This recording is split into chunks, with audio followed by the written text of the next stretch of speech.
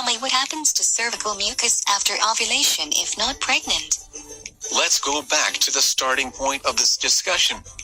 Have you done a pregnancy test to verify you aren't pregnant? I've taken one and it says I'm not. You may have just taken a pregnancy test too soon. You cannot tell if you are pregnant in the first week or two by cervical mucus, but could via early pregnancy test. I do not want to have to pay for a stack of pregnancy tests, just like I did not want to buy a bunch of ovulation tests, which is why I learned about the cervical mucus method. Normally, cervical mucus is thick, sticky and white. I knew that much. When you ovulate, the cervical mucus becomes clear and watery.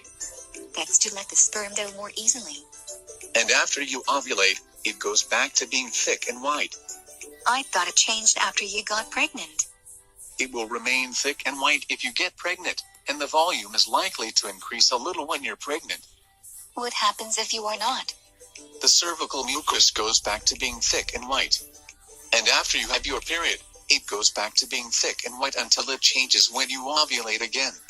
What does the mucus do if I did get pregnant? You do not get a major color change unless there's a few drops of blood mixed with the mucus when the embryo implants. But that makes it a little yellow compared to the big red dot of a period starting. Or a miscarriage. You'd see the same spotting of blood if you miscarried that early too. Remember, the embryo in the first week or so is the size of a period. That would also explain why I was not pregnant. Well, not anymore. About half of all conceptions are thought to end in the first few weeks. Many are missed, though, as simply later, heavier periods.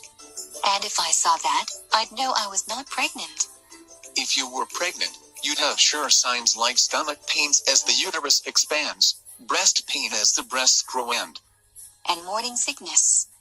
A majority of women get nausea, but not everyone throws up.